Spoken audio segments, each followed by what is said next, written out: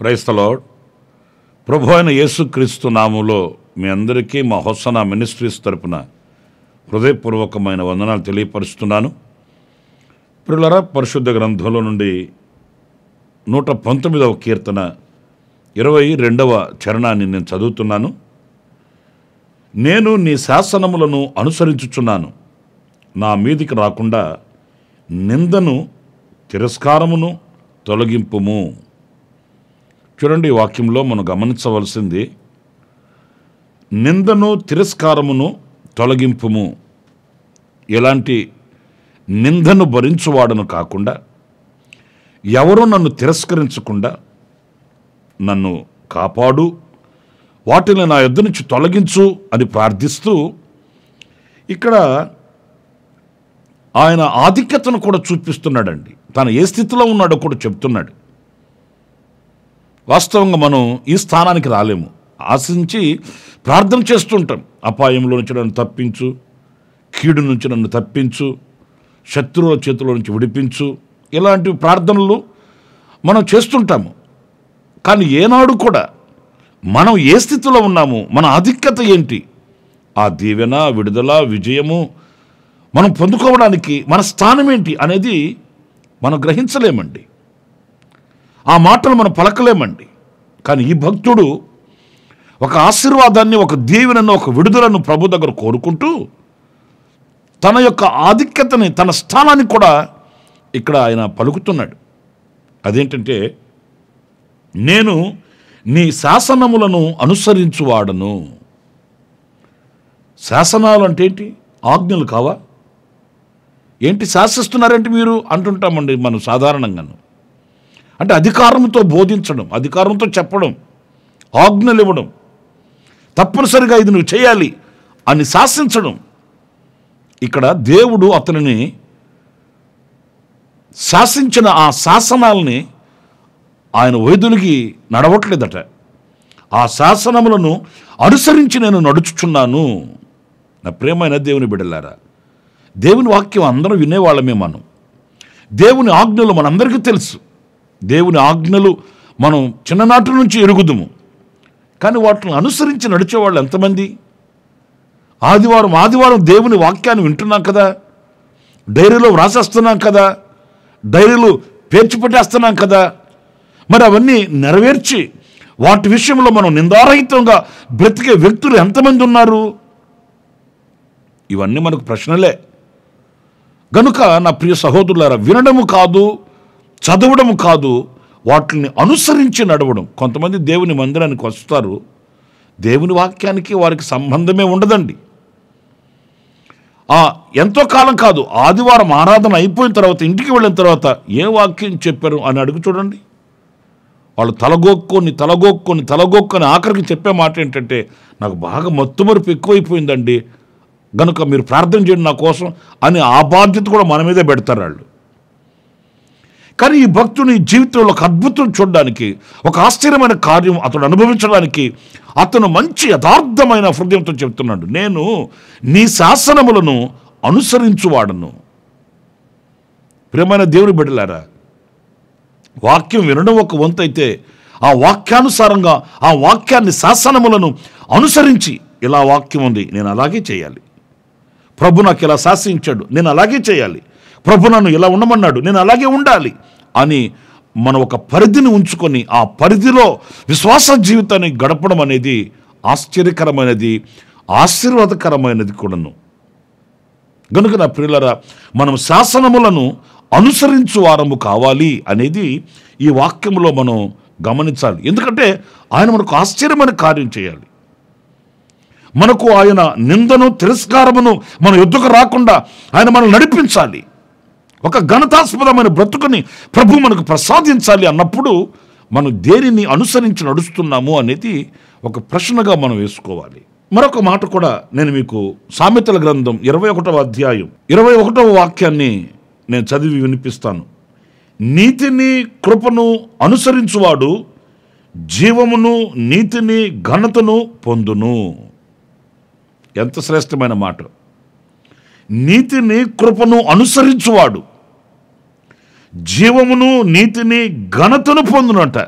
ఏమండి, నేను ఒక మాట చెప్తాను, ఘనత నాకు అక్కర్లేదనే వాళ్ళు భూతల మీద ఎవరైనా ఉన్నారండి? ఎవరు లేరు. మనం మోకరిస్తే ప్రార్థన చేసేది ఏంటి? ప్రభువా నన్ను దీవించు, ఘనపరచు, ఆశీర్వదించు, గొప్ప చేయి, ఉన్నతమైన స్థానంలో నిలబెట్టు, ఇవే కదా మనం ప్రార్థన చేసేది. ఘనతను అపేక్షించని, ఘనతను ఆశించని వ్యక్తి ఎవరుంటారండి? సమాజంలోకి వెళ్ళినా, సంఘంలోకి వెళ్ళినా, బడిలోకి వెళ్ళినా, గుడిలోకి వెళ్ళినా, మనం ఎక్కడ నిలిచినా మనల్ని ఘనతగా చూడాలి, నేను ఘనంగా బ్రతకాలని కదా మనం ఆశిస్తామండి. కానీ ఆ ఘనత, దేవుని మూలముగా కలిగే ఘనత మనకి ఎలా కలుగుతుంది, ఎలా వస్తుంది అని అంటే మనం నీతిని కృపను అనుసరించు వారము కావాలట. నీతిని అనుసరించకుండా దేవుని ఘనత మనకి ఎలా కలుగుతుంది? మన ఇష్టం వచ్చినట్లుగా మనం ప్రవర్తిస్తూ, మన ఆశలు నెరవేర్చుకుంటూ, మన యొక్క కోరికలు నెరవేర్చుకుంటూ, ఒక నీతియుక్తమైన ప్రవర్తన లేకుండా నీతిని విడిచి దుర్నీతితో స్వనీతితో నింపబడి మనకి ఎలా ఘనత కలుగుతుందండి? ఇద్దరు వ్యక్తులు ప్రార్థన చేసుకోవడానికని ప్రార్థనా మందిరానికి వెళ్ళారు. పరిశుద్ధ గ్రంథంలో ఎన్నిసార్లు చదవలేదు మనం? ఆ ఇద్దరు వ్యక్తులు ప్రార్థనా మందిరంలోకి వెళ్ళి ప్రార్థన చేసుకుంటున్నారు. కానీ విచిత్రమైన సంగతి ఏంటంటే వారిలో ఒకడు నీతిమంతునిగా తీర్చబడి ఘనతను పొందుకొని, ఏది దేవుని యొద్ద నుంచి ఘనతను పొందుకొని అతడు తిరిగి ఆశీర్వాదకరంగా ఇంటికి వెళ్ళాడు. కారణం ఏంటంటే ప్రియులరా, అతడు దేవుని సన్నిధిలో యథార్థంగా నీతిగా మాట్లాడాడండి. తనది ఉన్నది ఉన్నట్లుగా, అరమర లేకుండా, తన యొక్క పాపభూయిష్టమైన జీవితాన్ని ఏది కూడా దాపిరికం లేకుండా ప్రభుతో ఉన్నది ఉన్నట్టుగా చెప్పాడు. ప్రభువా, నేను తల ఎత్తుటకై నేను యోగ్యుడును కాను. ఎందుకు అలా మాట్లాడాడంటే, నేను ఉన్నది దేవుని మందిరము, నేను ఉన్నది దేవుని సింహాసనము ఎదుట, నేను సజీవుడైన దేవుడితో మాట్లాడుతున్నాను అనే భయము వినయము అతనికి ఉన్నది గనుక నీతితో యథార్థంగా ఒప్పుకున్నాడు. నేను తల ఎత్తుటకై నేను యోగ్యుడిని కాను, నన్ను కరుణించమని ప్రార్థించినప్పుడు వాక్యంలో మనం చదువుతామండి. ఆ మొదట నిలిచి ప్రార్థన చేసిన అతని కంటే ఇతనిని దేవుడు నీతిమంతుడుగా తీర్చి అతన్ని ఆశీర్వదించి ఘనపరిచి పంపించాడు. నేను ఒక మాట మీతో చెప్తాను, దేవుని మందిరానికి ఎందుకు వెళ్ళాలి మనం? మన బలహీనతలను ఒప్పుకోవడానికి, ఏది అరమర లేకుండా ప్రభుతో మాట్లాడుకోవడానికి, సంకుచితమైన మనసుతో కాకుండా మనసును విశాలపరుచుకొని ప్రభుతో అన్ని విషయాలు మాట్లాడుకోవడానికి, దేవుని వాక్యము చేత మనం ఆదరణ పొందడానికి, ఆలోచన పొందడానికి, కృపను పొందడానికి, దేవుని వాక్యముతో మనం తృప్తిపరచబడడానికి వెళ్ళాలండి దేవుని మందిరానికి. అంతేగాని అక్కడ కలెక్షన్లు చేయడానికి కాదు, లేక అక్కడ వాళ్ళని వీళ్ళని చూసి పలకరించుకొని ఏదో ధర్మదర్శనం కాదు. దేవుని సన్నిధికి వెళ్ళడం అంటే, ఎప్పుడైతే నీతిని కృపను మనం అనుసరిస్తామో, పొందుకుంటామో, అప్పుడు మనకు ఘనత కలుగుతుంది, జీవము కలుగుతుంది. ప్రియమైన దేవుని బిడ్డలారా, లోకంలో మనం దేవుని వలన ఘనపరచబడాలండి. మనం పేదరికంలోనూ, దరిద్రతలోనూ, శాపంలోనూ మనం నలిగిపోవడం దేవుని చిత్తం కాదు. మనం అంచెలంచెలుగా దీవించబడి, అందరి కృపలో దాచబడి, ఆ మహోన్నతులైన దేవునికి మనం సాక్షిగా నిలబడడం ఆయన సంకల్పం, ఆయన చిత్తం అండి. వాక్యం మనం చదువుతాం, పైవానిగా నేను మిమ్మల్ని చేస్తాను అన్నాడు, తలగా ఉంచుతాను అన్నాడు, సర్వజనులలో మీరు నాకు స్వకీయ సంపాద్యముగాను గొప్ప కీర్తి కలిగిన వాళ్ళుగాను ఘనతాస్పదముగా మిమ్మల్ని చేస్తాను అన్నాడు. ఇవన్నీ చదువుకోవడానికి, బైబిల్లో ఉంచుకోవడానికి కాదు, మనం అనుభవించడానికి. గనుక ఆ దేవుని మూలముగా కలిగే ఘనత మనకు కలగాలి అనుకున్నప్పుడు ప్రియులారా, మనం దేనిని అనుసరించి నడుస్తున్నాము? కొంతమంది ఈ నీతిని, ఈ కృపని, అలాగే ఆయన శాసనములను వీటిని అనుసరించరండి. వాళ్ళ యొక్క మనస్తత్వం అంతా ఎలా ఉంటుందంటే, ఏది హానికరమైనదో, ఏది చేటు తీసుకుని వచ్చేదో, మీకు పరిశుద్ధ గ్రంథంలో 12వ అధ్యాయం సామెతల గ్రంథం 11వ వాక్యం నేను చదువుతాను చూడండి. తన భూమిని సేద్యపరుచుకున్న వానికి ఆహారము సమృద్ధిగా కలుగును, వ్యర్థమైన వాటిని అనుసరించువాడు బుద్ధి లేనివాడు. వ్యర్థమైన వాటిని అనుసరించడం, ఇక్కడ సేద్యపరచువాణిని, వ్యర్థమైన వాటిని అనుసరించువాణిని బ్యారేజ్ వేసి మాట్లాడుతున్నాడండి. ఎందుకంటే అసలు ఈ సేద్యం చేసేవానికి ఈ వ్యర్థమైన వాటిని అనుసరించువాడిని ఎందుకు పోల్చాడు అని అంటే, ఒక అతనేమో సమయాన్ని సద్వినియోగం చేసుకొని సేద్యం చేసుకొని ఆహారాన్ని సమృద్ధిగా పొందుకుంటున్నాడంట. ఇంకొక అతను అలా కాదు. వ్యర్థమైన వాటిని అనుసరించడం అంటే అర్థం ఏంటంటే, సేద్యం చేసుకునవలసిన సమయాలలో వ్యర్థమైన కొన్ని ఉన్నాయండి, వాటిని అనుసరిస్తుంటాడట. అంటే అర్థం ఏంటి? ఇది రావు కాలం, ఈ టైంలో మనం వెళ్ళకూడదు, ఇంట్లో కూర్చొని గోర్లు కొరుక్కుంటూ కూర్చున్నాడు, సమయం అంతా అయిపోయింది. అర్థమవుతుందండి? మరలా ఏమంటాడు? అందరూ పొలానికి వెళ్ళి సేద్యం చేసుకున్న సమయాల్లో ఇప్పుడు ఇది మంచి కాలం కాదు, అలా చేయకూడదు, ఎలా చేయాలి అని వ్యర్థమైన ఆలోచనలు కానీ వ్యర్థమైనటువంటి కార్యకలాపాలలో మనసు పెట్టిన వాడు ఏమవుతాడు అంటే, అతడు బుద్ధి లేని వాడుగా మిగిలిపోతాడు. అతని చేతికి ఏమీ కలగదండి, ఏది కూడా సంపద రాదండి. అదే భూమిని సేద్యపరుచుకున్న వానికి ఇవన్నీ నియమాలు, ఈ కట్టుబాట్లు, ఈ సాంప్రదాయాలు మనకు ఫలాన్నిస్తాయా అని కష్టపడి పనిచేసేవాడికి చేతి నిండా సంపద కలుగుతుంది, ధాన్యం మిగులుతుంది, ఆకలి తీరుతుంది, సమృద్ధితో బ్రతకగలుగుతాడండి. కొంతమంది వ్యర్థమైన వాటిని అనుసరిస్తుంటారండి. మొదలే అప్పులు పాలైపోయారు వాళ్ళు. తడిసి మోపుడు అప్పు ఉంది, దానికి తగ్గట్టు మరలా ఇంటి గుమ్మాలు కిటికీలు మొత్తం పగలగొట్టి మార్చిపెట్టారండి. ఎంత ఖర్చు అయిపోయింది? కట్టడానికి ఒక ఖర్చు, పగలగొట్టడానికి ఒక ఖర్చు, పగలగొట్టిన దాన్ని మళ్ళీ కట్టడానికి ఒక ఖర్చు. వ్యర్థం కదండి, అనవసరమైన విషయాలు కదండి. ఆశీర్వదించే దేవుని విడిచి, దీవించగలిగిన దేవుని సముఖాన్ని విడిచి ఆశీర్వాదాలు తీసుకుని వచ్చే యథార్థమైన హృదయాన్ని ఆలోచించకుండా అనవసరమైన వ్యర్థమైన వాటి యందు లక్ష్యం ఉంచడం. కొంతమంది ఉపయోగపడే వాటిని ఒక్కటి చేయండి, వ్యర్థమైన వాటిని పనిగట్టుకొని ఎంత కష్టమైన నష్టమైన సిన్సియర్గా చేసి కూర్చుంటారో అనవసరమైన వాటిని.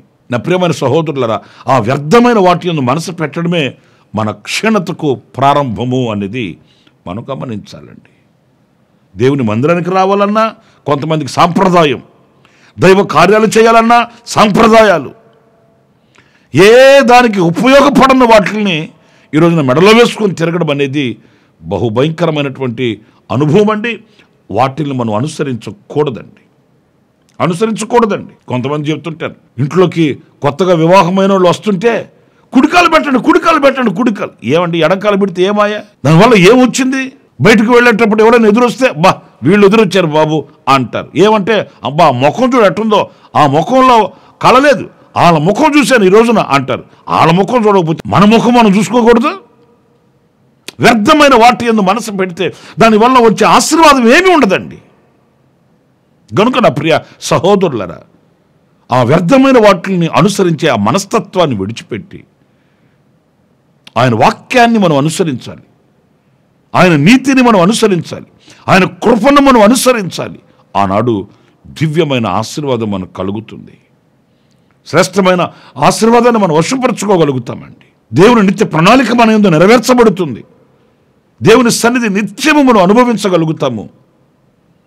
అది మనకు సమీపన ఉన్న దీవెన అనే విషయాన్ని మనం మర్చిపోకూడదండి. గనుక మనం దేనిని అనుసరిస్తున్నామో ఆలోచించి ఏదైనా ఇలాంటి అవిధేయతలు మనలో పొడచూపుతుంటే పశ్చాత్తాపడి మనం వివేకం కలిగిన వారమై ముందుకు వెళదాము. అలా మనం నడిపించబడినప్పుడు నిందయు తిరస్కారము ఆయన మన ఎదురించి తీసివేస్తాడు. మనం ఘనతాస్పదంగా బ్రతకగలుగుతాము, అందరికీ దీవెనకరంగా మన బ్రతుకుని మనం మలచుకోగలుగుతాము. అలాంటి కృప మన దేవుడు మనకు అనుగ్రహించునుగాక. తలలు వంచండి, చిన్న ప్రార్థన చేసుకుందాం. జీవాధిపతి అయిన ప్రభువా, మీకు వందనాలు చెల్లిస్తూ ఈ రోజున మేము దేనిని అనుసరించవలెనో ఎలా మేము సాక్షిగా నిలబడగలమో ప్రభువా, నిందయు అలాగే తిరస్కారము మా యొద్దకు రాకుండా మేము ఘనతాస్పదముగా ఎలా బ్రతకగలమో అనేది మీ లేఖనాల నుంచి మేము నేర్చుకోగలిగాము. ప్రభువా, మీరు కృపను అనుగ్రహించి మమ్మల్ని చేపట్టి మీరు నడిపించమని వేడుకొనుచున్నాను స్వామి. మీ శాసనములను అనుసరించువారముగా, నీ యొక్క కృపను నీతిని అనుసరించువారముగా మమ్మల్ని మీరు మలచి ప్రభువా మీరు నడిపిస్తున్నారు. అందుకు నీకు స్తోత్రాలు చెల్లిస్తున్నాను. వ్యర్థమైన వాటిని అనుసరించక ప్రభువా మేము శ్రేష్టమైన వాటిని అనుసరించి వాటిని నేర్చుకుంటూ మీలో బలాభివృద్ధి పొందుకొనడానికి మాకు ఇంకనూ కృపను అనుగ్రహించి నడిపించమని మమ్మల్ని ఒక్కొక్కరిని మీ చేతులకు సమర్పించుకుంటూ యేసు నామములో ప్రార్థించి వేడుకొనుచున్నాను తండ్రి. Amen, amen, amen. ప్రభు మిమ్మల్ని దీవించి ఆశీర్వదించునుగాక. ఈ దినమంత విశేషమైన కృప నా దేవుడు మీకు సమృద్ధిగా అనుగ్రహించునుగాక. మరి ముఖ్యంగా ఈ రోజున జన్మదిన శుభవేడుకలు జరుపుకుంటున్న మీకు నా శుభాభివందనాలు తెలియపరుస్తున్నాను. అలాగే వివాహ దినాన్ని జరుపుకుంటున్న వారికి నా దేవుని సన్నిధి సదాకాలం తోడై ఉండాలని ప్రార్థిస్తున్నాను. ఎవరైనా కన్నీళ్లలో, కష్టాలలో, వేదనల్లో, బాధల్లో ఉంటే నా దేవుడు మీకు అత్యున్నతమైన కృపనిచ్చి విడుదల ప్రసాదించి సాక్షిగా వాడుకోవాలని మనసారా ఆశిస్తూ నా ప్రభు అలాగా విశేషమైన కృప మీ అందరికీ ప్రసాదించాలని మనసారా కోరుకుంటున్నాను. దేవుడు మిమ్మల్ని దీవించి ఆశీర్వదించునుగాక. ఆమేన్. ప్రతి దినము ఈ అనుదిన కృపాను సందేశాల కొరకు ఇంకా మరిన్ని ఆత్మ సంబంధమైన సందేశాల కొరకు ఈ మా యూట్యూబ్ ఛానల్ ని సబ్స్క్రైబ్ చేసుకోండి. Pastor Ramesh, open ministries.